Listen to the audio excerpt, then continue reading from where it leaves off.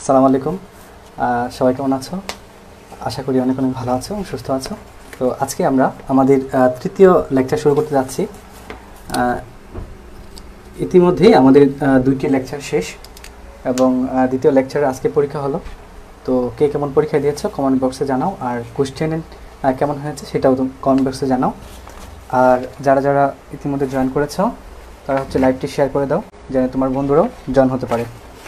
আজকে আমি যে বিষয়টি নিয়ে কথা বলবো সেটি হচ্ছে কাজ, শক্তি ও ক্ষমতা। কাজ, শক্তি ও ক্ষমতা এটা খুব বেশি ইম্পর্টেন্ট একটা প্রশ্ন অধ্যায়। এখান থেকে প্রশ্ন আসে বরাবর। তো আমরা এটা কাজ, শক্তি ও ক্ষমতা এটা নিয়ে ডিটেলস জানতে চেষ্টা করব। পাশাপাশি এখান থেকে থিওরিটিক্যাল যেভাবে পড়বো এখান থেকে ম্যাথও প্রচুর আসে। তো থিওরি প্লাস ম্যাথ আমরা দুইটাই এখান থেকে কভার করব। ঠিক আছে? তো চলো আমরা কথা না বলে আমরা ক্লাসে চলে যাই। তো প্রথমে আমরা যে বিষয়টি নিয়ে কথা বলবো সেটি হচ্ছে কাজ। ঠিক আছে? কাজ নিয়ে কথা বলবো, তারপর শক্তি, তারপর ক্ষমতা। ঠিক আছে? তো আমরা ধারাবাহিকভাবে যাব। তো কে কে জয়েন করেছো আমি একটু দেখে নিই। তো সাজ্জাদ হোসেন বলেছেন আসসালামু আলাইকুম। জি ওয়ালাইকুম আসসালাম। কেমন আছেন ভাইয়া? জি আলহামদুলিল্লাহ আমি ভালো আছি। আচ্ছা, ওকে। মাহবুর রহমান উনি মেনশন দিয়েছে, তো ধন্যবাদ। তো মেনশন প্লাস তুমি তোমার লাইভটি তোমার যে প্রোফাইল রয়েছে সেখানে শেয়ার করে দাও, যাতে করে তোমার বন্ধুরা যারা তোমার প্রোফাইলে রয়েছে তারাও দেখতে পারে। ঠিক আছে? তো আমি প্রথমে চলে যাচ্ছি আজকের যে প্রথম টপিক, সেটা কাজ নিয়ে কথা বলবো। ঠিক আছে? দেখো, একটা বিষয়, আমি এখানে দাঁড়িয়ে দাঁড়িয়ে তোমাদের সাথে ক্লাস নিচ্ছি। এখন আমি যদি এখানে সারাদিন দাঁড়িয়ে দাঁড়িয়ে ক্লাস নেই, পদার্থবিজ্ঞান ভাষায় এটাকে কখনো কাজ বলবে না। কারণ আমি আমার জায়গা পরিবর্তন করে নিই।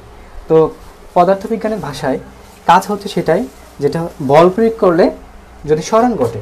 ঠিক আছে? যদি এটা পরিবর্তন ঘটে, ধরো আমি একটা বস্তু, এখানটা ইট রাখা আছে, এই ইটটাকে আমি এখানেই সারাদিন রেখে দিলাম, কোনো কাজ হবে না। যদি এটা আমি এখান থেকে এখানে সরাই, তাহলে কি আমার একটা ডিস্টেন্স চেঞ্জ হলো, একটা অবস্থানে পরিবর্তন হলো।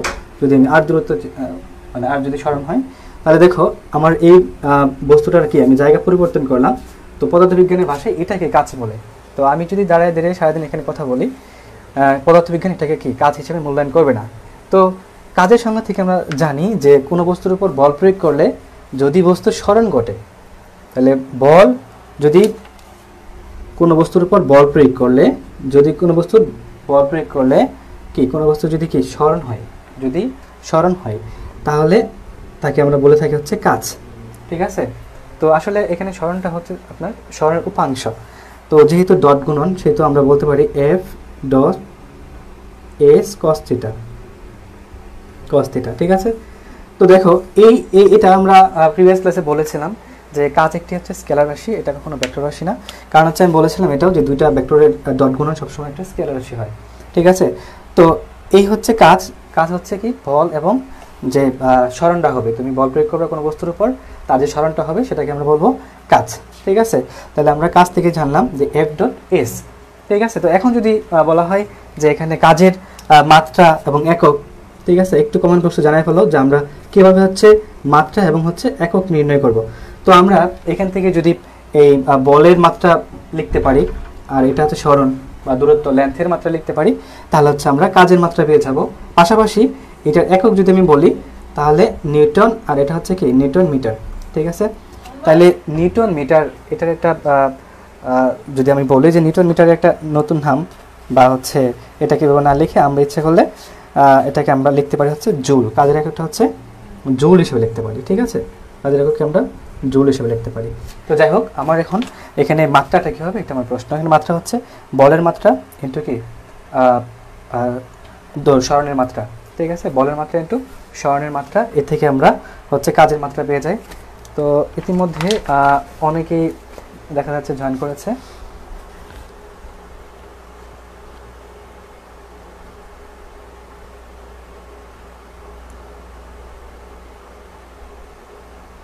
ফারজানা কুমার নিশা বলেছেন যে আবার ফোন।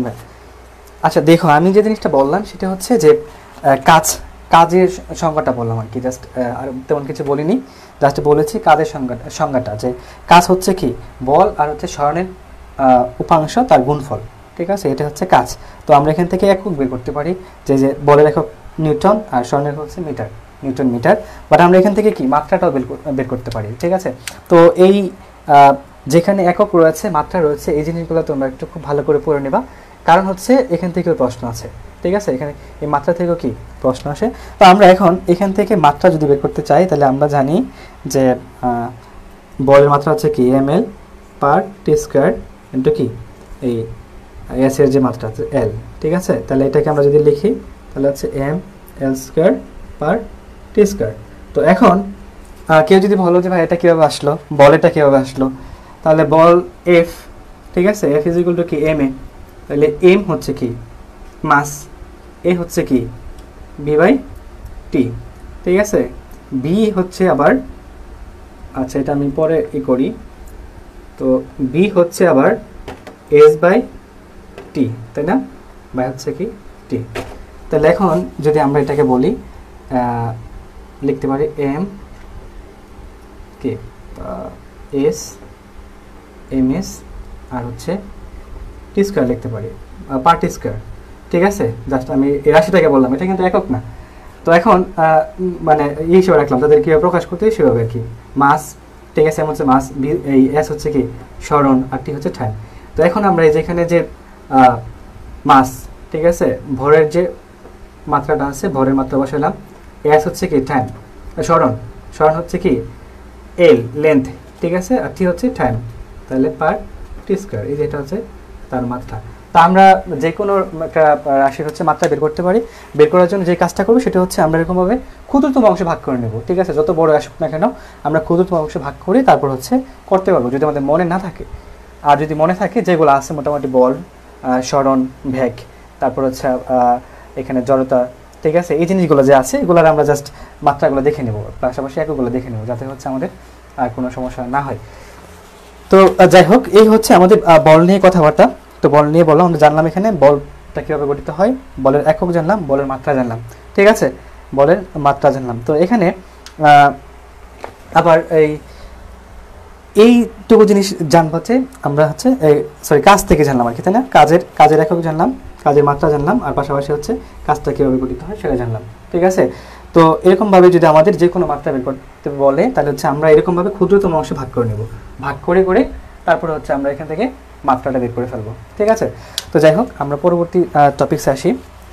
পরবর্তী টপিকস হচ্ছে আমাদের কাজ নিয়ে আমরা বেশ কয়েকটা ম্যাথ করবো, এটা আমরা পরে করবো ক্লাস শেষে। তো এখন আমরা হচ্ছে শক্তিতে চলে যাই, ঠিক আছে। তো কাজ থেকে যেটুকু বললাম, তো আবার এখানে বলের ধারা কাজ সেটাকে আমরা বলে থাকি হচ্ছে ধনাত্মক কাজ, আর বলের বিরুদ্ধে কাজ সেটাকে আমরা বলে থাকি হচ্ছে ঋণাত্মক কাজ, ঠিক আছে, এগুলো একটু দেখে নিও। যাই হোক, তো আবার ওই যে কেন্দ্রমুখী যদি কোনো বল দ্বারা কাজ করা হয় সেই কাজটা হবে শূন্য, কেন্দ্রমুখী বল দ্বারা যদি কাজ করা হয় সেটা হবে কি শূন্য কাজ। আর ঋণাত্মক কাজের ক্ষেত্রে কি অনেক সময় গতিশক্তিটা হ্রাস পায়, আর গতিশক্তি হ্রাস পাওয়া মানে হচ্ছে কি এখানে মন্দন ঘটে, এখানে কি ত্বরণ ঘটে না, এখানে ঘটে মন্দন, ত্বরণের বিপরীত যেটা, ঠিক আছে, বিপরীত রাশি মন্দন ঘটে থাকে। তো যাই হোক, তো আমরা এখন হচ্ছে শক্তিতে চলে যাই, দেখি কে কে আছে আমার সাথে। আচ্ছা ওকে, অনেকে আছে দেখা যাচ্ছে। আচ্ছা, আতিয়া তরিন তন্নির ও দেখতেছে, তন্ময় বলছে শর্ট সিলেবাসে সব এক্সাম হচ্ছে। হ্যাঁ, মোটামুটি বলা যাচ্ছে যে আমাদের ম্যাক্সিমাম এক্সাম হচ্ছে শর্ট সিলেবাসে হচ্ছে। তো কৃষির ক্ষেত্রে কি হয় এখনও আমরা হচ্ছে জানি না, কিন্তু এটা অ্যাজাম্পশন করা যায় যে কৃষির ক্ষেত্রেও আশা করা যায় যে শর্ট সিলেবাসে হবে, ঠিক আছে। তো এটা নিয়ে ওরিট হওয়ার কিছু নেই, তোমরা হচ্ছে আপাতত শর্ট সিলেবাস কভার করতে থাকো, এখনও অনেক সময় রয়েছে। যেহেতু এটাও ঘোষণা আসছে যে কৃষি বিশ্ববিদ্যালয়ের যে পরীক্ষাটা এটা হবে সবথেকে শেষে, যদি সবথেকে শেষই হয় তাহলে সেক্ষেত্রে হচ্ছে বলা যায় যে সার্কুলার হওয়ার পরেও আমরা অনেক বেশি পরিমাণ টাইম পাবো। সেক্ষেত্রে যদি ফুল সিলেবাস হয় তাহলে হচ্ছে আমরা ওই ফুল সিলেবাসটুকু যেটুকু থাকবে ওইটুকু আমরা হচ্ছে কভার করে ফেলবো, ঠিক আছে। তো যাই হোক, আমরা হচ্ছে কথা বললাম হচ্ছে কাজ নিয়ে, এখন আমরা শক্তি নিয়ে কথা বলি, ঠিক আছে। তো এই যে আমরা কাজ করলাম, কোনো একটা বস্তুর সরণ ঘটালাম, ঠিক আছে, তাহলে কোন একটা বস্তুর কাজ করার সামর্থ্য থেকে কতটুকু কাজ করতে পারে, ঠিক আছে। তো কাজ করার সামর্থ্যকে বলা হয় শক্তি। একটা বস্তু কতটুকু কাজ করতে পারে, এই কাজ করার সামর্থ্যকে আমরা বলে থাকি হচ্ছে শক্তি। ঠিক আছে, কাজ করার সামর্থ্যকে আমরা বলে থাকি হচ্ছে শক্তি। এই শক্তিটা আবার দুই রকম হতে পারে, একটা হচ্ছে গতিশক্তি আর একটা হচ্ছে স্থিতিশক্তি। গতির জন্য, ঠিক আছে, কোনো একটা বস্তু গতির জন্য যে শক্তি প্রয়োজন হয় সেটা হচ্ছে গতিশক্তি। স্থিতি তো জায়গা পরিবর্তন করে, ধরো আমি হচ্ছে এখানে মার্কারটা এই পজিশন থেকে এই পজিশনে তুললাম, ঠিক আছে, তো তোলার সময় আমি যদি আবার ছেড়ে দেই আগের অবস্থানে ফিরে যাবে, তাহলে সে তার কি জায়গা পরিবর্তন করার কারণে একটা শক্তি লাভ করলো। এটাকে আমরা বলে থাকি হচ্ছে বিভব শক্তি বা হচ্ছে স্থিতিশক্তি। ঠিক আছে, তো যাই হোক, এই হচ্ছে শক্তির ঘটনা। এখন হচ্ছে কয়েকটা বিশেষ ঘটনা আছে যেগুলো হচ্ছে শক্তির ক্ষেত্রে আমরা দেখতে পাই। সেটা হচ্ছে যে এই যে ঘূর্ণন পাখা, ঘূর্ণন বৈদ্যুতিক পাখা, তাহলে পাখাটা যদি ঘুরতেছে, ঠিক আছে, তাহলে এটাকে আমরা বলে থাকি হচ্ছে আবর্ত গতি। যে গতিটাকে ঘুরে ঘুরে আগের অবস্থায় ফিরে আসে, বারবার ঘুরে হচ্ছে আগের অবস্থায় ফিরে আসে, এটাকে বলে থাকি হচ্ছে আবর্ত গতি, বা হচ্ছে এটাকে আমরা অনেক সময় বলে থাকি হচ্ছে ঘূর্ণন গতি। ঠিক আছে, তো পরীক্ষার মধ্যে আসে যে আবর্তন, নিচের কোনটি আবর্তন শক্তি, ঠিক আছে, আবর্তন গতিশক্তি। তো এটা হচ্ছে যে পাখা ঘুরতেছে, মানে যেগুলো ঘূর্ণনশীল থাকবে সেইগুলো হচ্ছে আবর্তন গতিশক্তি। তারপরে হচ্ছে আবার যে গাড়ির চাকার গতি, এটাও কিন্তু ঘুরে ঘুরে আসে। ঠিক আছে, গাড়ির চাকার গতি, তারপরে ফুটবলের যে রৈখিক গতি, ঠিক আছে, এগুলো হচ্ছে রৈখিকও হয় আবার আবর্ত হয়। এটা দুই প্রকারের গতিশক্তি হিসেবে কাজ করে থাকে। তো যাই হোক, আমরা এই শক্তির ক্ষেত্রে আমরা জানি যে গতিশক্তি ইকে কাইনেটিক এনার্জি, সেটা হচ্ছে কি ½ m v²। এটা একটা সূত্র আমরা সেই ক্লাস 9-10 থেকে পড়ে আসতেছি। এবং আমরা আরেকটা জিনিস জানি, সেটা হচ্ছে ইপি পটেনশিয়াল এনার্জি বা হচ্ছে স্থিতিশক্তি, যেগুলো কি mgh। ঠিক আছে, ইপি mgh। তো এখান থেকে আমরা বেসিক্যালি খুবই শর্ট ম্যাথ থাকে, আমি আগে বলেছি যে কৃষি বিশ্ববিদ্যালয়ের জন্য ক্যালকুলেটর ব্যবহার নিষিদ্ধ। তো সেই ক্ষেত্রে হচ্ছে খুব বড় বড় ম্যাথ থাকার কোনো স্কোপ থাকে না, খুব ক্ষুদ্র ক্ষুদ্র ম্যাথ থাকে, খুবই ছোটো ছোটো, যেগুলো হচ্ছে আমরা সহজেই, ঠিক আছে, খুব সহজেই ক্যালকুলেটর ছাড়া করতে পারি। তো যাই হোক, তো এটা হচ্ছে গতিশক্তির ক্ষেত্রে ½ m v², আর এটা হচ্ছে কি বিভব শক্তির ক্ষেত্রে mgh। ঠিক আছে, mgh। তো এখানে আবার দুইটা ঘটনা আছে, সেটা হচ্ছে যে যদি আমরা ওই কাজ পড়ে আসছিলাম, ঠিক আছে, তো আমরা পড়েছিলাম যে কোনো একটা বস্তু যদি উপর থেকে নিচের দিকে পড়ে, ঠিক আছে, তো পতনের ক্ষেত্রে হচ্ছে বলের ধারা কাজ, ঠিক আছে, বলের ধারা কাজ, এবং এক্ষেত্রে হচ্ছে কাজটা হবে mgh। ঠিক আছে, বিভব শক্তি সমান। আর এটা যদি উপর দিকে কাজ করে, এটা হচ্ছে এটা হচ্ছে কি, তাহলে বলের বিরুদ্ধে কাজ করলো, সেক্ষেত্রে হবে -mgh। তো যাই হোক, আমরা এখন যে জিনিসটা জানবো সেটা হচ্ছে যে এই যে আমরা পড়লাম যে গতিশক্তি আর হচ্ছে বিভব শক্তি। তো এখান থেকে খুবই সিম্পল ম্যাথ আসে, যে এখানে আমরা যে এর মানটা জানি, আর একটা বস্তুর বরের মান দেওয়া থাকতে পারে, ঠিক আছে, আর হচ্ছে আর উচ্চতা দেওয়া থাকতে পারে, সেখান থেকে আমরা ইজিলি হচ্ছে এই বিভব শক্তিটা বের করতে পারি, অথবা আমরা এখান থেকে গতিশক্তি বের করতে পারি। তবে ম্যাথগুলো খুবই সিম্পল হবে, আমি ক্লাস শেষে অনেকগুলো ম্যাথে আজকে প্র্যাকটিস করব। ঠিক আছে, তো এই হচ্ছে বিভব শক্তি আর হচ্ছে গতিশক্তির। আর গতিশক্তি সম্পর্কে আর কিছু জিনিস আমরা জানি, যে গতিশক্তি আর হচ্ছে ভরবেগের মধ্যে একটা সম্পর্ক আছে। গতিশক্তি আর হচ্ছে ভরবেগ, আমরা গতিশক্তি ও ভরবেগ, ঠিক আছে, ভরবেগ, এক্ষেত্রে একটা সম্পর্ক হচ্ছে, যে ইকে ইজ ইকুয়াল টু গতিশক্তি সমান p² হচ্ছে 2m, p² হচ্ছে 2m। তো এই গতিশক্তি সমান হচ্ছে কি ভরবেগ স্কয়ার, p হচ্ছে কি ভরবেগ, আর হচ্ছে কি বাই হচ্ছে কি 2m, বাই হচ্ছে 2m। তো বেসিক্যালি এই জিনিসটা আসছে মূলত এই যে এখান থেকে আসছে, ঠিক আছে, এখান থেকে আমরা যদি এটাকে সমাধান করতে পারি তাহলে হচ্ছে আমাদের এখানে চলে আসে। তো যাই হোক, এটা কীভাবে আসে আমি একটু দেখাই দিই, যে এখান থেকে যে আমরা পাই, তো আমরা কী পাইছিলাম বলতো, E K is equal to ½ m v²। তো এখানে আমরা যদি এই ½ ইন্টু এই m/b², ঠিক আছে, বাই হচ্ছে m লিখি, তাহলে আমাদের কোনো ঝামেলা থাকার কথা না। ঠিক আছে, কারণ হচ্ছে নিচে একটা m বেশি লিখেছিলাম, নিচে লিখে ফেলছি। তো এই mb মানে কি ভরবেগ, তো এটাকে আমরা লিখতে পারি p, ঠিক আছে, বাই হচ্ছে m, তাহলে হচ্ছে আমরা লিখতে পারি p/2m। তো এই সম্পর্কটা অনেক পরীক্ষার মধ্যে আসে, যে গতিশক্তি আর হচ্ছে ভরবেগের মধ্যে সম্পর্ক কোনটি। গতিশক্তি আর হচ্ছে ভরবেগের মধ্যে সম্পর্ক হচ্ছে E K is equal to P square by two M, P square by two M. তাহলে আমরা এখান থেকে এই কথাটা বলতে পারি যে এই গতিশক্তি আর হচ্ছে কি ভরবেগের সম্পর্ক সমানুপাতিক। ঠিক আছে, যদি কোনো একটা নির্দিষ্ট বস্তু হয় তাহলে সেক্ষেত্রে আমরা বলতে পারি যে ইকে প্রপোর্শনাল কি পি স্কোয়ার। তাহলে এই গতিশক্তিটা কি বর্গের সমানুপাতিক, গতিশক্তিটা হচ্ছে বর্গের সমানুপাতিক। তবে এই যে সমীকরণটা রয়েছে E K is equal to P square by two M, এটা প্রচুর পরিমাণে আসে বিভিন্ন পরীক্ষার মধ্যে। এটা শুধুমাত্র কৃষি বিশ্ববিদ্যালয়ের জন্য আসে এমনটা না, বিভিন্ন বিশ্ববিদ্যালয়ের জন্য আসে। ঠিক আছে, তো এই হচ্ছে কথা। এখন এই যে গতিশক্তি, এই গতিশক্তির মান কখনোই হচ্ছে ঋণাত্মক হয় না। ঠিক আছে, গতিশক্তির মানটা সবসময় ধনাত্মক হয়। আচ্ছা, এখন আমি যদি এভাবে বলি যে একটা হালকা বস্তু আর একটি ভারী বস্তু, একটি হালকা বস্তু আর একটি হচ্ছে ভারী বস্তু। তো হালকা বস্তু আর ভারী বস্তু যদি দুইটার যদি ভরবেগ সমান হয়, তাহলে হালকা বস্তু আর হচ্ছে কি ভারী বস্তু দুইটার কি ভরবেগ সমান, দুইটার ভরবেগ কি সমান, দুইটার ভরবেগ কি সমান। তাহলে সেক্ষেত্রে আমরা বলতে পারি যে কার গতিশক্তি বেশি হবে, হালকা বস্তুর গতিশক্তি বেশি হবে নাকি হচ্ছে ভারী বস্তুর গতিশক্তি বেশি হবে। তো তোমরা একটু কমেন্টসে জানাও। আরেকটা এরকম কথা আছে, আমি সেটা বলবো। তো দেখি কে কে বলতে পারো। তো আমি আবার বলতেছি জিনিসটা, এটা হচ্ছে যে একটি হালকা বস্তু এবং একটি ভারী বস্তু দুইটারই হচ্ছে ভরবেগ সমান, দুইটার হচ্ছে ভরবেগ সমান। তাহলে যদি ভরবেগ সমান হয় তাহলে কার গতিশক্তি বেশি হবে, হালকা বস্তুর গতিশক্তি বেশি হবে নাকি হচ্ছে ভারী বস্তুর গতিশক্তি বেশি হবে। ওকে, শাহরিয়ার হাসনাত বলেছেন হালকা বস্তু, মাহবুর রহমান বলছে হালকা বস্তু।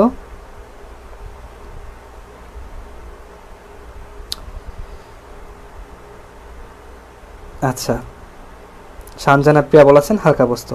ঠিক আছে, অবশ্যই ঠিক আছে, তোমরা ভালো অ্যান্সার করেছ, ধন্যবাদ। তো যদি দুইটা বস্তুর ভারী বস্তু আর একটি হালকা বস্তু যদি দুইটারই কি হয় ভরবেগ সমান হয়, তাহলে হালকা বস্তুর গতিশক্তিটা বেশি হবে।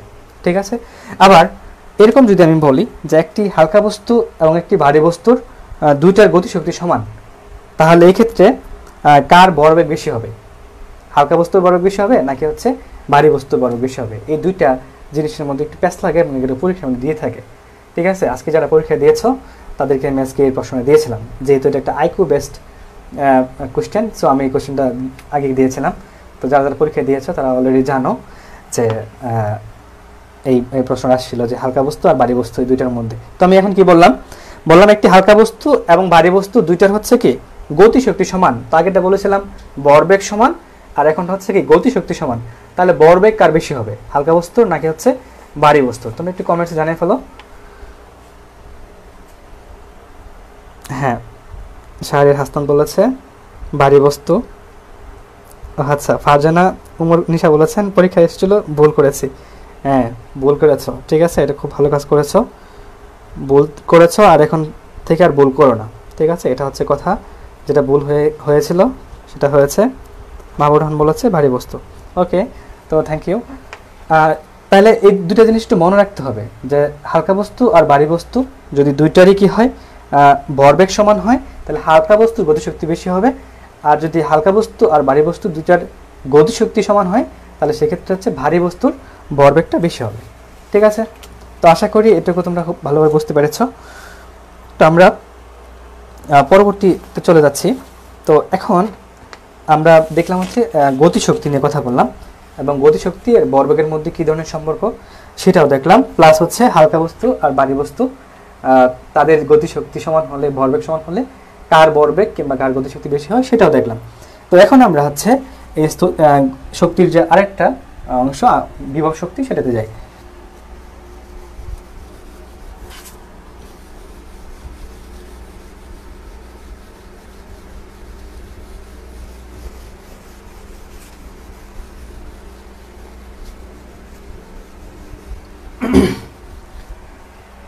তো আমরা পরবর্তী টপিক্সে চলে যাব। তার আগে আবার বলে নেই যে কৃষি বিশ্ববিদ্যালয়ের জন্য এই কথাটা আমি পূর্বে আমার যতগুলো ক্লাস আমি করেছি সবকটা ক্লাসে বলেছি যে থিওরিটিক্যাল প্লাস হচ্ছে ম্যাথ দুইটাই প্রয়োজন। এখানে খুব বেশি পরিমাণ ম্যাথ আসে না, আবার থিওরিও খুব বেশি পরিমাণ আসে না। তো দেখা গেল যে মোটামুটি 7 থেকে 8টা বা 10টার মতো ম্যাথ থাকে এই ফিজিক্স থেকে। ঠিক আছে, তো ফিজিক্স থেকে 7-8টা বা 10টা ম্যাথ আসে। আর এই ম্যাথগুলো তোমরা যদি দেখে থাকো তাহলে দেখবা হচ্ছে খুবই সিম্পল ম্যাথ আসে, খুব কঠিন কিছু না, খুবই সিম্পল ম্যাথ। ক্যালকুলেটর ছাড়া হচ্ছে ইজিলি সলভ করা যায়, ঠিক আছে। তো কেউ হচ্ছে জটিলভাবে কোনো কিছু নিও না, ঠিক আছে। হয়তো অনেকে বলতে পারো যে ভাই আপনি এত সহজ করে পড়াচ্ছেন, আসলে কি এত সহজ হবে কি না। তো তুমি যদি প্রিভিয়াস ইয়ারের কোশ্চেনগুলো দেখো তাহলে হচ্ছে এই জিনিসটা বুঝতে পারবা যে আসলেও কৃষিতে যে প্রশ্নগুলো আসে সেগুলো হচ্ছে খুব সহজ প্রশ্ন আসে। তো তারপরে আমরা ভুল করি কেন? তো এটা যদি আমি বলি যে যদি ভুল করি কেন, আমরা যখন পরীক্ষা দিতে যাই তখন কিন্তু এরকম ফিজিক্স 2টা পত্র চলে আসে, প্রথম পত্র আর দ্বিতীয় পত্র।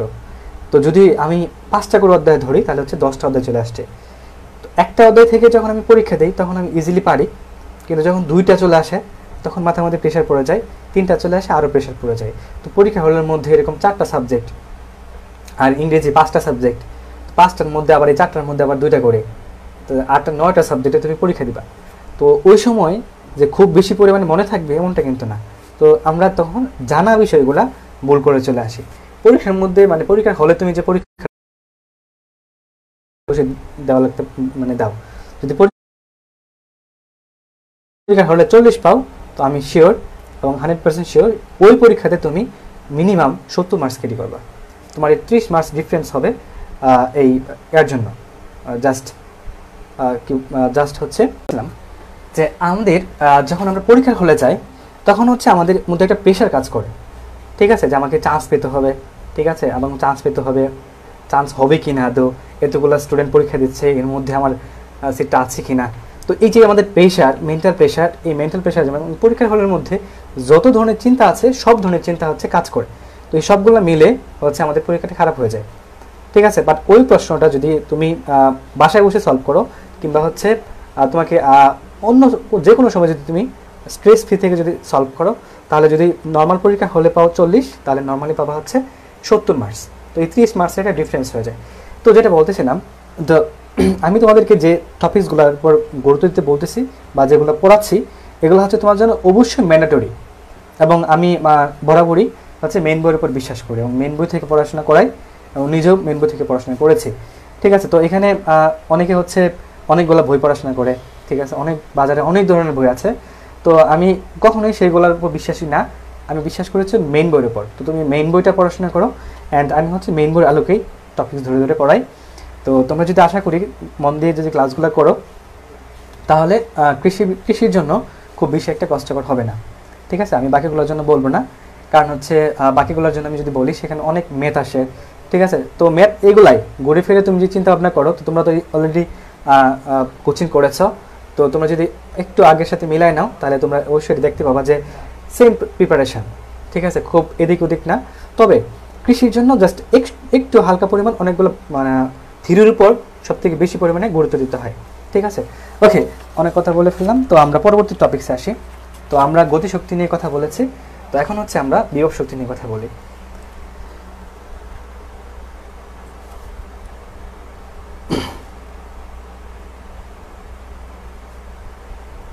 এখনো কি আটকে যাচ্ছে কিনা প্লিজ একটু জানাও আমাকে। এখন কি আটকে যাচ্ছে? কেউ আমাকে একটু জানাও যে আটকে যাচ্ছে কিনা।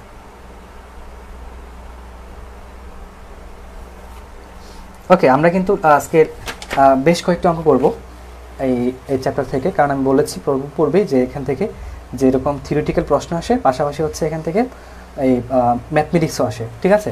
তো আমরা বেশ কয়েকটা অঙ্ক করব। তো আসো আমরা পরবর্তী টপিকে চলে যাই, সেটি হচ্ছে বিভব শক্তি, ঠিক আছে। বিভব শক্তি, তো গতিশক্তি পড়েছি আমরা, তো শক্তির আরেকটা প্রকার হচ্ছে কি বিভব শক্তি। তো বিভব শক্তি হচ্ছে আমরা আগে বলেছিলাম যে গতিশক্তি কখনো কি ঋণাত্মক হতে পারে না। তো এই বিভব শক্তি কি ঋণাত্মক হতে পারে, ঠিক আছে, ঋণাত্মক হতে পারে। যেমন আমরা আগে বলেছিলাম যে উপরের দিকে যখন বলের বিরুদ্ধে যদি কোনো কাজ করে তখন সেই কাজটা দেখেছিলাম হচ্ছে আমরা কি নেগেটিভ, আবার যদি বলের পক্ষে যদি কাজ করে সেই কাজটা হচ্ছে পজিটিভ। সুতরাং এই বিভব শক্তিটা কি নেগেটিভও হতে পারে, ঠিক আছে, নেগেটিভ হতে পারে, এই জিনিসটা একটু মনে রাখতে হবে। আর এই যে বিভব শক্তিটা, এই বিভব শক্তিটা নির্ভর করে বেসিকলি যে এখান থেকে দেখো, আমি যদি বলি যে বিভব শক্তি E K is equal to M G H, ঠিক আছে। তো এই ক্ষেত্রে দেখো আমি যদি বলি যে এখানে কোনো একটা বস্তু অবশ্যই তার একটা ভর থাকবে, তুমি যে বস্তুটা নাও সেই বস্তুটা কি থাকবে, একটা ভর থাকবে। আর এই জিটা হচ্ছে ফিক্সড, এটা হচ্ছে নির্দিষ্ট, আমরা জানি 9.8 মিটার পার সেকেন্ড। তো এবং তাহলে এই যে বিভব শক্তিটা, এই বিভব শক্তিটা কিসের উপর নির্ভর করতেছে, এই বিভব শক্তিটা নির্ভর করতেছে হচ্ছে এইচের উপর, ঠিক আছে, এইচের উপর নির্ভর করতেছে।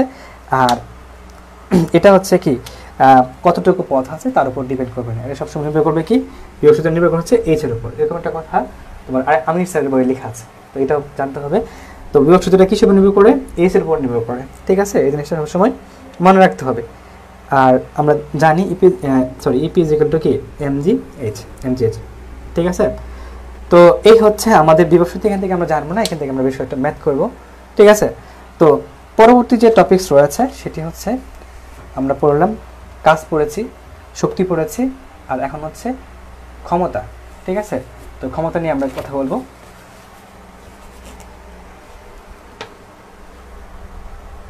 তো ক্ষমতা নিয়ে আমরা এখন কথা বলবো। দেখি ক্ষমতা থেকে আমরা কোন কোন টপিকস পড়তেছি। শোনো, আমি আবার বলতেছি যে আমি যে টপিকসগুলোর উপর তোমাদের পড়াচ্ছি এবং আমি ক্লাস শেষে কিন্তু নোটগুলো সাপ্লাই করে দিই, হ্যাঁ নোটটা আমি সাপ্লাই করে দিই।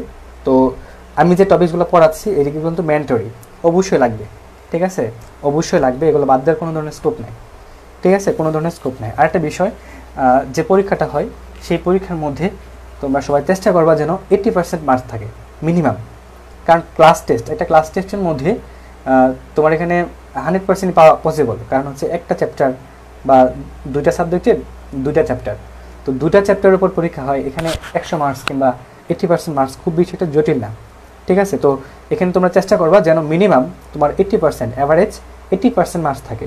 যদি তোমার 80% মার্কস থাকে তাহলে তোমার ধরে নিবা যে হ্যাঁ আমার মোটামুটি প্রস্তুতি রয়েছে, আমি হচ্ছে এখন যদি পরীক্ষা হলে বসি তাহলে মোটামুটিভাবে পারবো। আর আমি এখানে অনেকগুলো পরীক্ষার ব্যবস্থা করেছি, যেখানে ক্লাস টেস্ট থাকবে, আর যেহেতু সর্বশেষ পরীক্ষা হবে, তো আমি এটাও বলেছিলাম যে আমাদের একদম যে পরীক্ষার আগদিন পর্যন্ত হচ্ছে পরীক্ষা হবে, ঠিক আছে। তো আমি যদি ক্লাসগুলো আগে শেষ করতে পারি, তো ক্লাস শেষ করার পরে হচ্ছে পেপার ফাইনাল, সাবজেক্ট ফাইনাল, তারপর হচ্ছে আমরা আস্তে আস্তে মডেল টেস্টগুলো নেব, প্লাস হচ্ছে ওখানে সলভ ক্লাস নেব।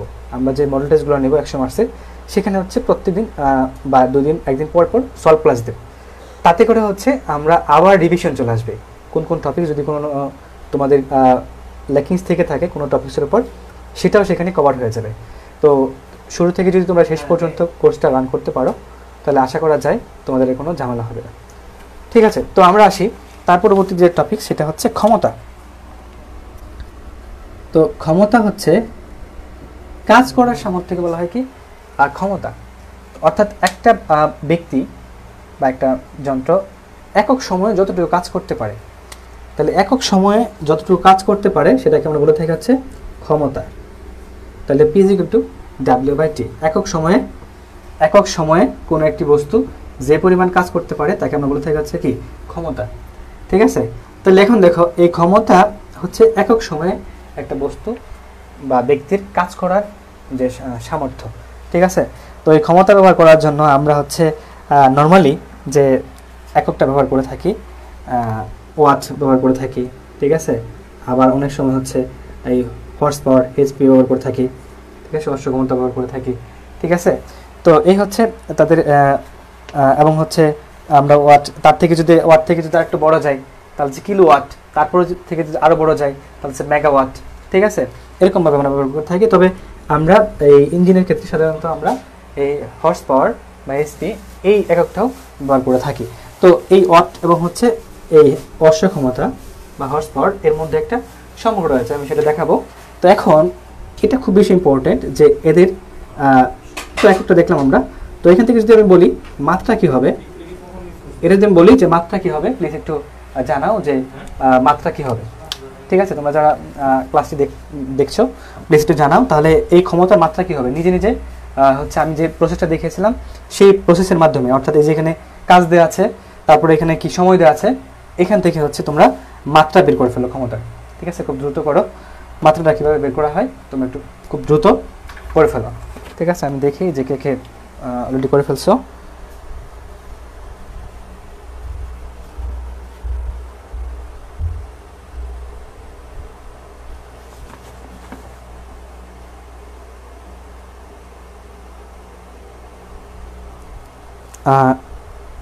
ফার্স্ট করো একটু, দেখি কে কে করতে পারো। আমি যে প্রসেসটা দেখিয়েছি সেই প্রসেসে করো, ঠিক আছে? তো এখান থেকে যদি হচ্ছে বলা হয় যে আমরা আরও দেখবো যে অনেক বড় বড় ধরনের মাত্রা যদি বের করা লাগতে পারে, তাহলে সেক্ষেত্রে কীভাবে করবো। তো আমরা প্রথমেই হচ্ছে এই ক্ষুদ্রতম অংশে ভাগ করে ফেলবো, এটা হচ্ছে আমাদের প্রথম কাজ, ঠিক আছে? তো আমরা ওই যে প্রথমে কাজ পড়ে আসছিলাম, ঠিক আছে? কাজের মাত্রাটা কি পড়ে আসছিলাম? কাজের মাত্রা পড়ে আসছিলাম হচ্ছে কি এম এল স্কোয়ার পার টি স্কোয়ার, ঠিক আছে? তো কাজ হচ্ছে এক প্রকার শক্তি, তো শক্তির মাত্রা কাজের মাত্রা সেম, আর ক্ষমতার মাত্রা হচ্ছে এখানে আবার কি আছে, টি আছে, তাহলে টি হচ্ছে টাইম, ঠিক আছে? তাহলে ক্যাপিটাল টি, তো এটা উপর তুললে কি হবে, এম এল স্কোয়ার পার টি কিউব। এইটা হচ্ছে আমার কি ক্ষমতার মাত্রা, এম এল স্কোয়ার পার টি কিউব, এটা হচ্ছে আমার ক্ষমতার মাত্রা, ঠিক আছে? তো এটা হচ্ছে আমার ক্ষমতার মাত্রা, ক্ষমতাকে আমরা এইভাবে প্রকাশ করতে পারি, ঠিক আছে? তো এটা হচ্ছে ক্ষমতার মাত্রা। আর এক্ষেত্রে আমরা কিছুক্ষণ আগে বলেছি এইচপি বা হচ্ছে অশ্ব ক্ষমতা, এই অশ্ব ক্ষমতা এবং হচ্ছে এই ওয়াটের মধ্যে একটি সম্পর্ক রয়েছে, ঠিক আছে? অশ্ব ক্ষমতা এবং হচ্ছে ওয়াটের মধ্যে একটি সম্পর্ক রয়েছে, ওয়াট থেকে বড় একক হচ্ছে অশ্ব ক্ষমতা। তো আমরা বলতে পারি যে 1 অশ্ব ক্ষমতা হচ্ছে 1 ক্ষমতা বা 1 এইচপি ইকুয়াল টু কি 746 জুল পার সেকেন্ড। এখন বলতে পারো ভাই আপনি জুল পার সেকেন্ড কেন লিখছেন? কাজের একক হচ্ছে তোমার কি জুল, ঠিক আছে? সময়ের একক হচ্ছে সেকেন্ড, তাহলে এটা তুমি উপরে তুললে কি হবে, জুল, ঠিক আছে, পার সেকেন্ড।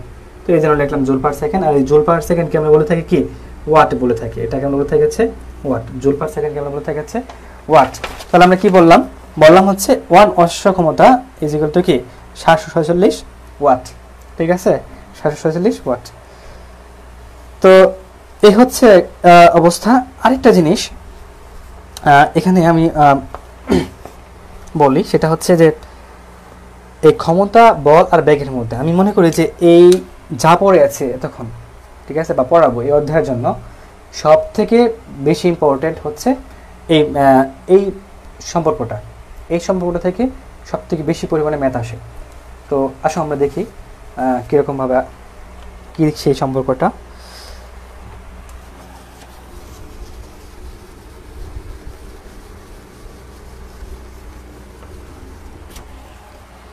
তো সম্পর্কটা হচ্ছে ক্ষমতা বল ও বেগের মধ্যে সম্পর্ক, ক্ষমতা বল ও বেগের মধ্যে সম্পর্ক। তো এখন আমার ধরো আমরা জানি পি ইকুয়াল টু কি ডাব্লিউ বাই টি। তো এখন টাইম জানি, কিন্তু এখানে বল দেয়া আছে, ব্যাগ দেয়া আছে, বল দেয়া আছে আর হচ্ছে ব্যাগ দেয়া আছে, ঠিক আছে? তো এখন এই দুটো দেয়া থাকলে আমরা কিভাবে করব? বল দেয়া আছে আর হচ্ছে ব্যাগ দেয়া আছে, তো আমরা এখন কি করতে পারি, ঠিক আছে? তো এইটা একটা ঝামেলা, বল দেয়া আছে আর ব্যাগ দেয়া আছে। তো আমরা জানি ডাব্লিউ ইজ ইকুয়াল টু কি এফ এস বা হচ্ছে কি টি। তো এই যে এখান থেকে এস বাই টি স্মরণ বাই সময়, এটাকে আমরা বলতে পারি কি ব্যাগ, তাহলে এফ বি, তাহলে পি ইজ ইকুয়াল টু কি এফ বি।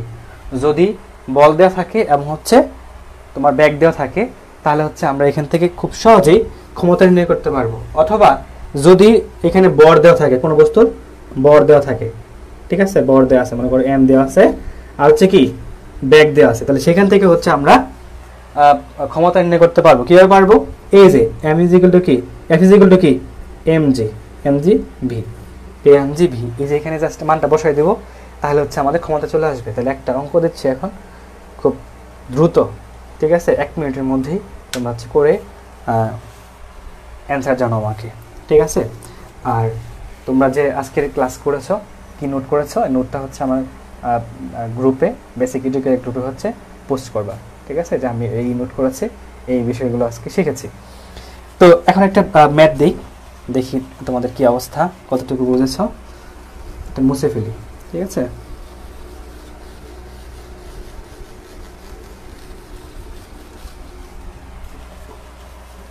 ম্যাথটি হচ্ছে যে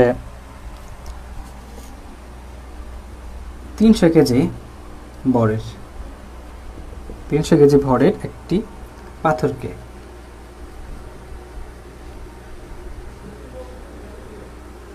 পাথরকে ক্রেনের সাহায্যে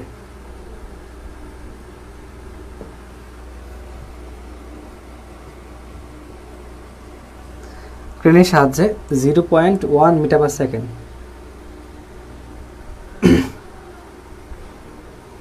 বেগে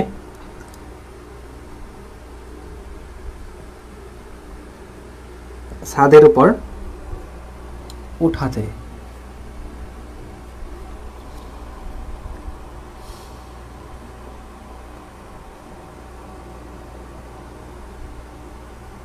ক্রেনের কত শক্তি ব্যয় করতে হয়?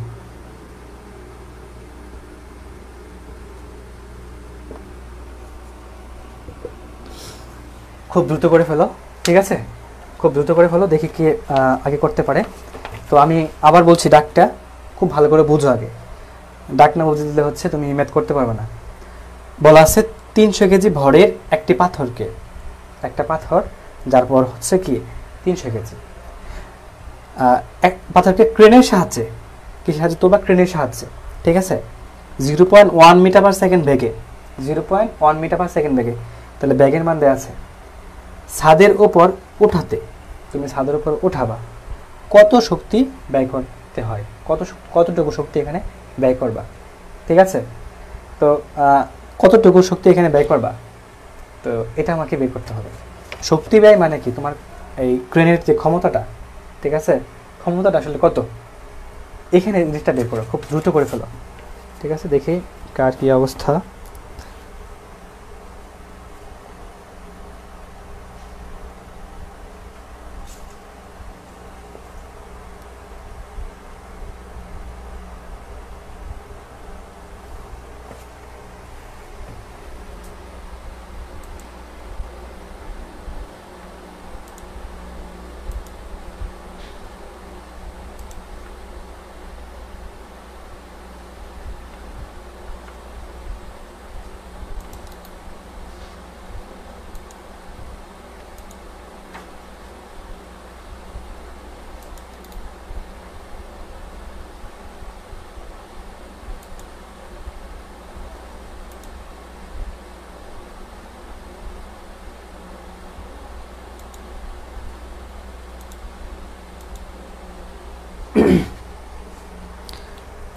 ওকে, কারো কোনো রেসপন্স নাই? ঘুমাই যাচ্ছে নাকি সবাই?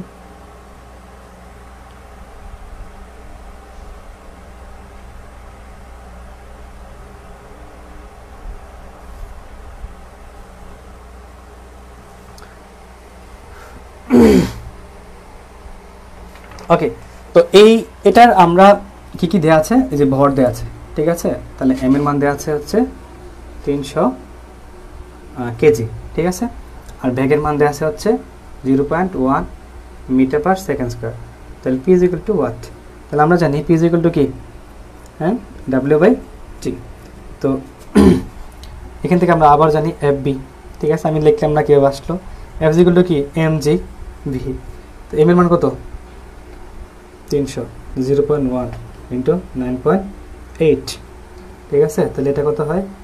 30 গুণন 9.8, কাটা যায় কত? 324 4 327, ঠিক আছে? আশা করি সবাই বুঝতে পারছো জিনিসটা। তাহলে খুব সহজে এই ম্যাথটা ক্যালকুলেটর ছাড়াই করা গেল, ঠিক আছে? তাহলে এই টাইপের ম্যাথ আসে যেটা হচ্ছে তুমি খুব সহজে ক্যালকুলেটর ছাড়া হচ্ছে করতে পারবা, ঠিক আছে? যেগুলো করার জন্য তোমার ক্যালকুলেটর আসলে প্রয়োজন হবে না। তো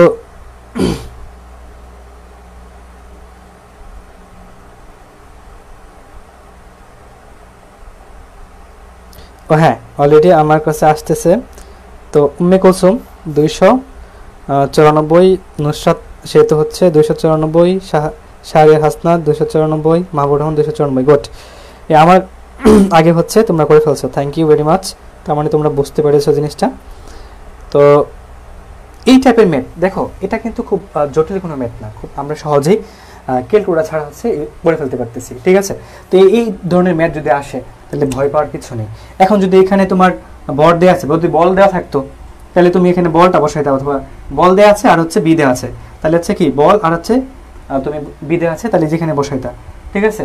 তো তুমি যখন প্রশ্নটা পাইবা তখন হচ্ছে খুবই ঠান্ডা মাথায়, ঠিক আছে, খুবই ঠান্ডা মাথায় অ্যান্সার করতে চেষ্টা করবা, যাতে হচ্ছে কি তোমার ভুলের সম্ভাবনা কমে যায়, ঠিক আছে। তো এই হচ্ছে অবস্থা। তো আমরা পরবর্তীতে আসি। তো আমরা বলতেছিলাম যে অক্ষমতা এতটুকু সবার ক্লিয়ার হয়েছে কিনা। যদি ক্লিয়ার হয় তাহলে হচ্ছে আমি পরবর্তী একটা টপিক্সে চলে যাচ্ছি। তো এই টপিক্সটা হচ্ছে যে ওই যে আমরা বলি সংরক্ষণশীল বল আর হচ্ছে কি অসংরক্ষণশীল বল। তো এখান থেকে মূলত উদাহরণ আসে যে সান্দ্র বল এটি কোন ধরনের বল, সংরক্ষণশীল বল না হচ্ছে অসংরক্ষণশীল বল, ঠিক আছে। সান্দ্র বল এটা কোন ধরনের বল। আবার যদি আমি বলি যে আদর্শ স্প্রিংয়ের বল এটা কোন ধরনের বল, ঠিক আছে। তাহলে দেখো সংরক্ষণশীল বল আর হচ্ছে অসংরক্ষণশীল বল এই দুইটা টার্মিনোলজি মনে হয় তোমরা জানো। তো সংরক্ষণশীল বলটা হচ্ছে যদি কাজ করার পরে কি যদি কোনো একটা বস্তু ঘুরে ফিরে যদি তার আগের অবস্থায় ফিরে যায়, ঠিক আছে, অর্থাৎ ওই বস্তু দ্বারা কৃতকাজ যদি শূন্য হয়ে যায় তখন সেটাকে আমরা বলতে থাকি হচ্ছে সংরক্ষণশীল, বলটা কি সংরক্ষিত থাকলো। তো এরকমভাবে যদি আমি বলি যে ধরো অবিকর্ষ বল, ঠিক আছে, উপর দিকে একটা বস্তু নিক্ষেপ করলা, সেই বস্তুটা আবার তোমার হাতে এসে পৌঁছলো, তাহলে কাজের পরিমাণ কত, 0, তাহলে কি তোমার এটাকে আমরা বলতে পারি সংরক্ষণশীল বল। তারপরে বৈদ্যুতিক বল, তারপর আদর্শ স্প্রিংয়ের বল, তুমি একটা স্প্রিংকে প্রসারিত করলা আবার হচ্ছে সংকুচিত করে ফেললা, তাহলে প্রসারিত করলা আবার হচ্ছে সংকুচিত করলা, তার মানে আগের অবস্থায় ফিরে গেল, তাহলে এটা হচ্ছে কি একটি অসংরক্ষণশীল বল। তারপরে হচ্ছে বিকৃতি প্রতিরোধকারী বল, অর্থাৎ বিকৃতি তো মানে বোঝাই যে কোনো একটা বস্তুর তার আকারে পরিবর্তন, এটাকে আমরা বলে থাকি হচ্ছে বিকৃতি। তো বিকৃতি প্রতিরোধকারী বল, তুমি মনে করো যে একটা পাম্প ভর্তি যদি ফুটবলের মধ্যে ঘুষি দাও তাহলে তোমাকে কি করবে, আবার আগে অবস্থায় ফিরে নিয়ে যাবে, ঠিক আছে। তাহলে এই যে বিকৃতি প্রতিরোধকারী যে বলটা কাজ করলো, এই বলটা হচ্ছে কি সংরক্ষণশীল বল, ঠিক আছে, অর্থাৎ কাজের পরিমাণ কি 0 হয়ে গেল। তো এখন অসংরক্ষণশীল বল এটা কি, এটা হচ্ছে কি তাহলে কাজের পরিমাণ 0 হবে না, ঠিক আছে। যদি 0 হবে না, ধরো একটা সমতলের বিষয় যদি আমি এখান থেকে যদি আমি এটা যদি এপাশে নিয়ে যাই, ঠিক আছে, তাহলে কিন্তু সে আর এপাশে আসার মতো তার কোনো সামর্থ্য নাই, তার কি কোনো সামর্থ্য নাই। তাহলে এই ধরনের বলকে আমরা বলি তার মানে কাজের কি শূন্য হবে না, এখান থেকে কি পর্যন্ত আসলে কাজ শূন্য হবে, কখনো হবে না। তার মানে এই ধরনের বলকে আমরা বলে থাকি হচ্ছে অসংরক্ষণশীল বল।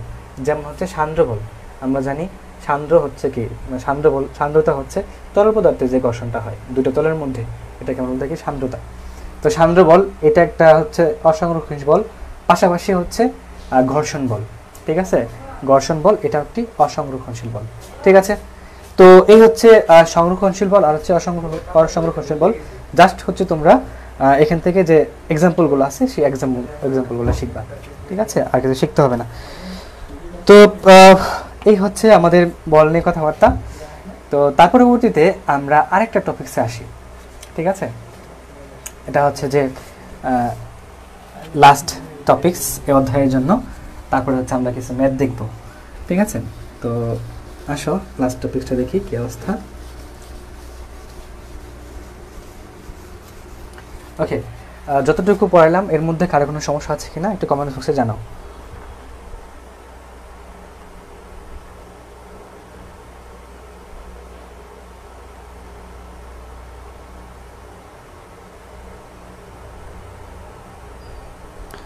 তো যারা যারা আজকে লাইভটি শেয়ার করেছো তাদেরকে অসংখ্য ধন্যবাদ লাইভটি শেয়ার করার জন্য। তো আমরা পরবর্তী এই অধ্যায়ের যে লাস্ট টপিক সেটাতে চলে যাই। তো সেটা হচ্ছে কর্মদক্ষতা, এফিসিয়েন্সি, কর্মদক্ষতা, ঠিক আছে। তো কর্মদক্ষতা এই জিনিসটা আসলে কি, তুমি যে পরিমাণ ইনপুট দিচ্ছ, ঠিক আছে, সেখান থেকে কতটুকু আউটপুট পাচ্ছ, এটা যে শতকরা হারটা এটা হচ্ছে তোমার কর্মদক্ষতা। তাহলে তুমি ইনপুট দিচ্ছ কতটুকু আর কি পরিমাণ আউটপুট পাচ্ছ তার যে অনুপাতটা, ঠিক আছে, এটা যদি শতকরায় প্রকাশ করে সেটা হচ্ছে কি আমরা বলে থাকি কর্মদক্ষতা। তো মজার হচ্ছে কোনো একটা যন্ত্রের এখন পর্যন্ত এমন কোনো যন্ত্র আবিষ্কার করা সম্ভব হয়নি যেটা হচ্ছে কি 100% কর্মক্ষম। কারণ তুমি যদি যে পরিমাণ ইনপুট দিবা সেই পরিমাণ আউটপুট পাবা না, এটাই স্বাভাবিক। ঠিক আছে, কারণ কিছু যন্ত্রের মধ্যেও ক্ষয় হয়ে যায়, ঠিক আছে, ব্যয় হয়ে যায়, কিছু পরিমাণ শক্তি যন্ত্রের মধ্যে ব্যয় হয়ে যায়। তো এই জন্য কোনো যন্ত্রের, ঠিক আছে, কর্মদক্ষতা কখনো 100% হয় না। তো যাই হোক, এই কর্মদক্ষতাকে আমরা বলতেছি যে তুমি কতটুকু শক্তি দিচ্ছ আর এখান থেকে কতটুকু হচ্ছে আউটপুট পাচ্ছ তার যে অনুপাতটা। তার মানে এটাকে আমরা বলতে পারি যে এই কর্মদক্ষতাকে ইটা দিয়ে প্রকাশ করা হয়। এটা হচ্ছে ইটা, এটা এন না, ঠিক আছে, এটা হচ্ছে ইটা, গ্রিক ওয়ার্ড ইটা দিয়ে প্রকাশ করা হয়। তাহলে তুমি কতটুকু কি শক্তি দিচ্ছ, তাহলে প্রদত্ত শক্তি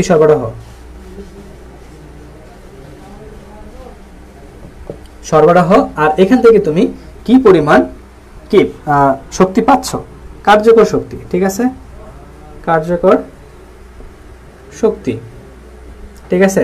তাহলে এটাকে আমরা বলে থাকি হচ্ছে কোনো একটা যন্ত্রের কর্মদক্ষতা। আর এই কর্মদক্ষতাকে আমরা সবসময় কি করে থাকি, পার্সেন্ট আকারে প্রকাশ করে থাকি। তো এটাকে যদি আমি এভাবে বলি যে ইনপুট মনে রাখার জন্য বা হচ্ছে আউটপুট, তার মানে কি তুমি কতটুকু ইনপুট দিচ্ছ সেখান থেকে তুমি কতটুকু আউটপুট পাচ্ছ তার যে অনুপাতটা, সেটাই হচ্ছে তোমার কি কর্মদক্ষতা, ঠিক আছে।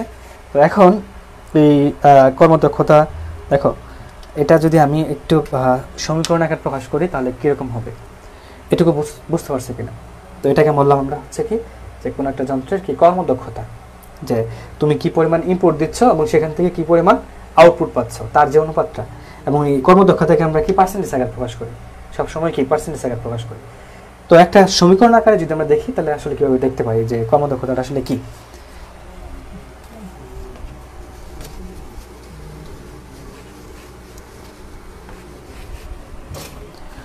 ধরো যে যদি কোনো একটা যন্ত্রে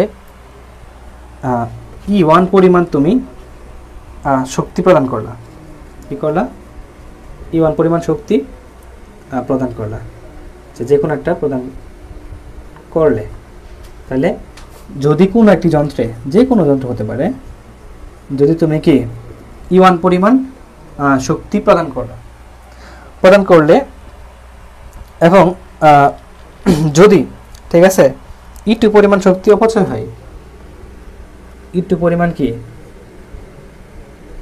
পরিমাণ শক্তি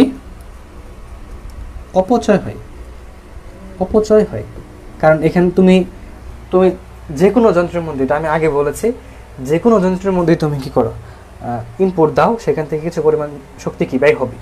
তাহলে আমি বললাম যে যদি কোনো যন্ত্রে E1 পরিমাণ শক্তি প্রদান করলে, তার মানে ইনপুটটা কি বলতো, ইনপুটটা হচ্ছে E1, ঠিক আছে, ইনপুটটা হচ্ছে কি E1, তুমি E1 পরিমাণ শক্তি দিচ্ছ, ঠিক আছে। তাহলে তুমি কি পরিমাণ আউটপুট পাচ্ছ, এই যে অপচয় হওয়ার পরে যেটুকু থাকতেছে, তাই না,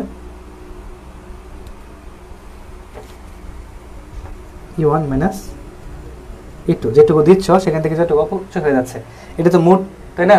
তাহলে মোট তাই যদি হয় তাহলে আমরা বলতে পারি যে ইটা ইজ ইকুয়াল টু কি E1 মাইনাস E2 হচ্ছে E1 ইন্টু কি, এটাকে আমরা পার্সেন্টেজ হিসেবে প্রকাশ করতে পারি। এই জিনিসটার মধ্যে কারো ডাউট আছে কিনা একটু বলো প্লিজ, একটু কমেন্টসে জানাও যে এইটুকুর মধ্যে বুঝতে পারছে কিনা, একটু বলো দেখি কমেন্টসের কি অবস্থা। সামনেটা বল, গঠন বল, নিউক্লিয় বল, অসংরক্ষণ বল, হ্যাঁ, শাহরিয়ার হাসনান গুড বলেছ। তো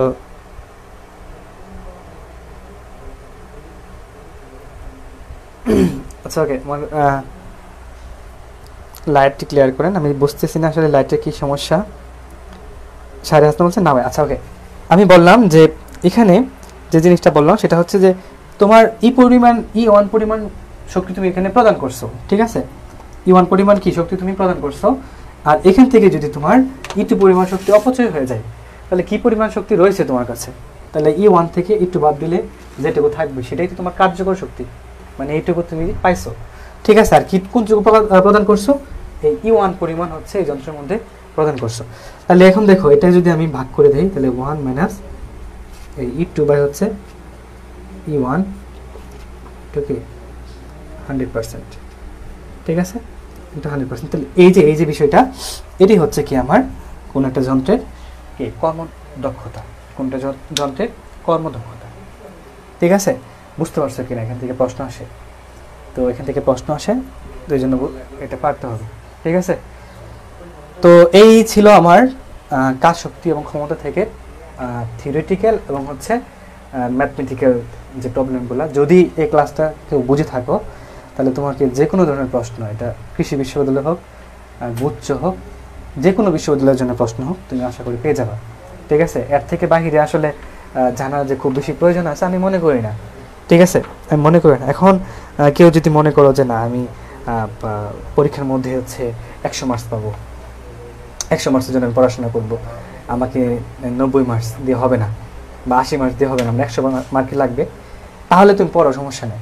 ঠিক আছে, তুমি যদি মনে করো যে আমি 80% মার্কস আমার যথেষ্ট বিশ্ববিদ্যালয়ে চান্স পাওয়ার জন্য, ঠিক আছে, তাইলে হচ্ছে তুমি এই ক্লাসটা জাস্ট মনোযোগ সহকারে দেখো, বুঝো, নোট করো, আর হচ্ছে বুঝে বুঝে কি বলতে চেষ্টা করেছি আমি, কতটুকু বুঝলা, এই জিনিসটাকে তুমি একটা গবেষণা করে নিজে একটা নোট করে ফেলো। আর এই নোটটা হচ্ছে তুমি এই বেসিক এডুকেয়ার পেজে আপলোড করে দাও। ঠিক আছে, তো এখান থেকে হচ্ছে তুমি নিজে উপকৃত হইলা, নোট করলা, এটা দেখে আরও কয়েকজন উপকৃত হলো, সেও হচ্ছে তোমার দ্বারা আরও বেশি উপকৃত হলো। পাশাপাশি হচ্ছে এতে করে হচ্ছে তোমার কোনো লস নাই, টাইম যে মনে করো যে তোমার টাইম অবশ্যই হচ্ছে এমনটাও না। ঠিক আছে, নোট করলে তুমি এই বিষয়টা সম্পর্কে আরও ক্লিয়ার একটা কনসেপ্ট পেয়ে যাবে। তো আশা করছি তো যারা হচ্ছে যারা ক্লাসটি করেছো, আশা করছি তোমরা হচ্ছে এই নোট করে এই নোটটা হচ্ছে আবার গ্রুপে আপলোড করে দেবা। তো যাই হোক, এই ছিল আমার হচ্ছে আজকের ক্লাসের থিওরিটিক্যাল এবং ম্যাথমেটিক্যাল পড়াশোনা। তো এখন আমরা কিছু ম্যাথ করি। এখানে আর একটা জিনিস জানতে হবে। ঠিক আছে, এটা পরীক্ষার মধ্যে আসে, যদিও এটা কোনো বইয়ের মধ্যে হবে এক্স্যাক্টলি, বইয়ের মধ্যে কোনো টপিক আকারে লেখা নাই। ঠিক আছে, লেখা নাই, কিন্তু তারপরেও জানতে হবে। লাস্টে লিখে নাও একটু কষ্ট করে, এটা মুছে ফেলে নি।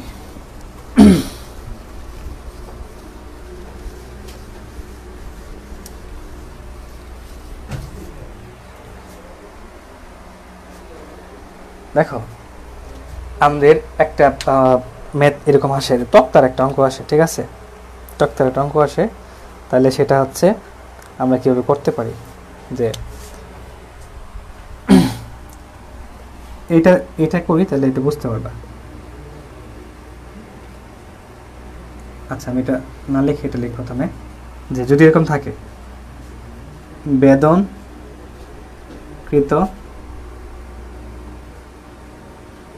তক্তার সংখ্যা লিখলো ওবার কি, সরি ব্যাক স্কয়ার।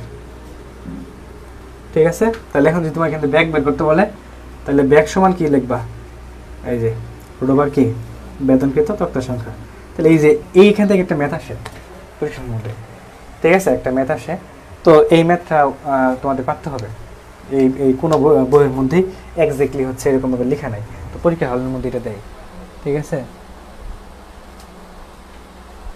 তো আসো আমরা হচ্ছে একটা অঙ্ক দেখি, তাহলে বিষয়টা আর একটু ক্লিয়ার হবে আমাদের। ঠিক আছে, তো একটি রাইফেলের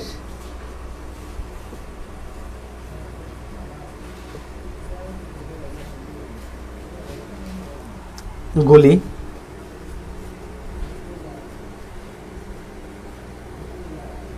নির্দিষ্ট পুরুত্বের, ঠিক আছে,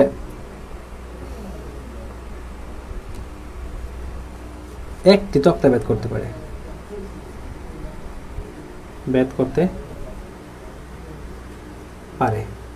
তো কি বললাম, একটি রাইফেলের গুলি নির্দিষ্ট পুরুত্বের একটি তক্তা ভেদ করতে পারে, তাহলে ভেদ করতে বেদনকৃত তক্তার সংখ্যা তো একটি। এখন এরকম যদি 16টি তক্তা সে ভেদ করতে চায়,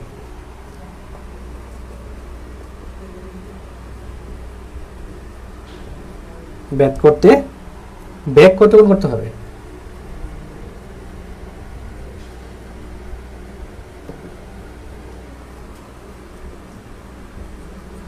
ওকে।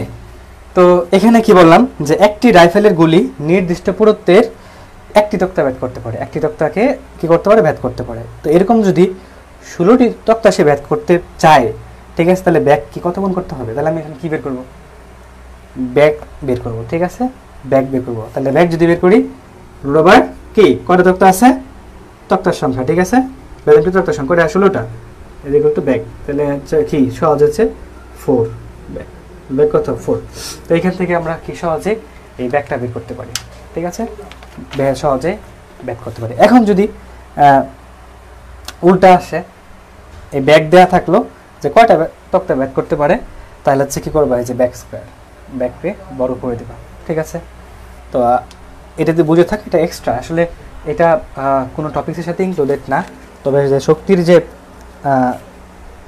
সাথে এটা কি একটা সম্পর্ক রয়েছে, ঠিক আছে, কতটুকু ব্যাক করতে পারে। তো এই অঙ্কটা তোমরা আশা করি আগে থেকে জানতা, না জেনে থাকলে সমস্যা নাই, এখন জেনে গেলা, ঠিক আছে। তো এই হচ্ছে বেদনকৃত তক্তার সংখ্যা, এখান থেকে ব্যাগ নির্ণয় অথবা কি তক্তার সংখ্যা নির্ণয়, ঠিক আছে। তো এখন তোমাদের একটা অঙ্ক দিচ্ছি, ঠিক আছে, তোমরা একটু করো, দেখি কি অবস্থা।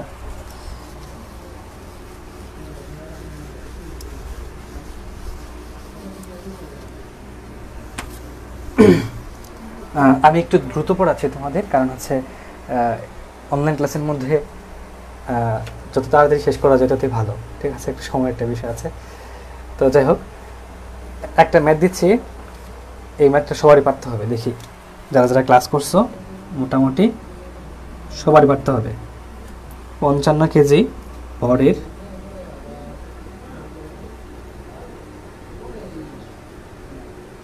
এক ব্যক্তি, ঠিক আছে, 3 সেকেন্ডে 3 মিটার উঁচু,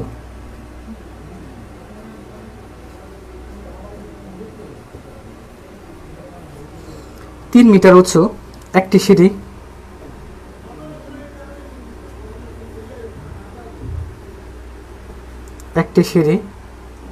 বেয়ে উপর উঠতে পারে।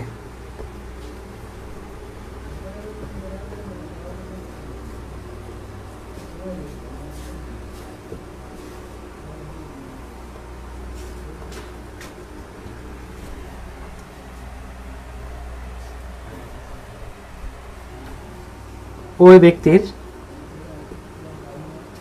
ক্ষমতা কত, ঠিক আছে। তাহলে এখানে দেখো কি বললাম যে 55 কেজি, ঠিক আছে, 55 কেজি ভরের এক ব্যক্তি 3 সেকেন্ডে 3 মিটার উঁচু একটি সিঁড়ি বেয়ে উপরে উঠতে পারে, ওই ব্যক্তির ক্ষমতা কত। তাহলে এই অঙ্কটা সবাই করে ফেলো, দেখি কি অবস্থা, কতটুকু বুঝতে পেরেছো আজকের ক্লাসটি। তো যদি এটা পারো তাহলে বুঝবো যে হ্যাঁ ঠিক আছে তোমাদের, ঠিক আছে, আজকের ক্লাসটা ঠিক আছে, তোমরা বুঝতে পেরেছো। তো সবাই করে ফেলো, খুব দ্রুত করে ফেলো।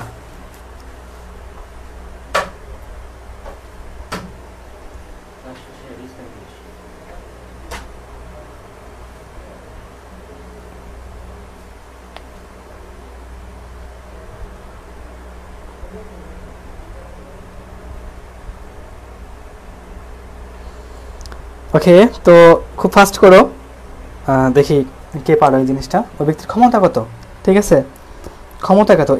এখানে কিন্তু আর একটু ঝামেলা বলে দিছে। ঝামেলাটা হচ্ছে যে আমরা কিন্তু সময় কিছুক্ষণ আগে একটা করেছিলাম, যেটা হচ্ছে হলো আমাদের পি ইজ ইকুয়াল টু কি ডাব্লিউ বাই টি।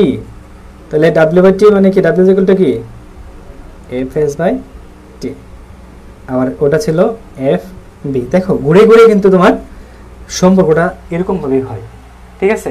তো তুমি যদি ভালো করে একটু রিসার্চ করে যদি এই জিনিসটা পড়ো তাহলে হচ্ছে খুব সহজে পেয়ে যাবে। ফার্স্ট বলো কত হবে,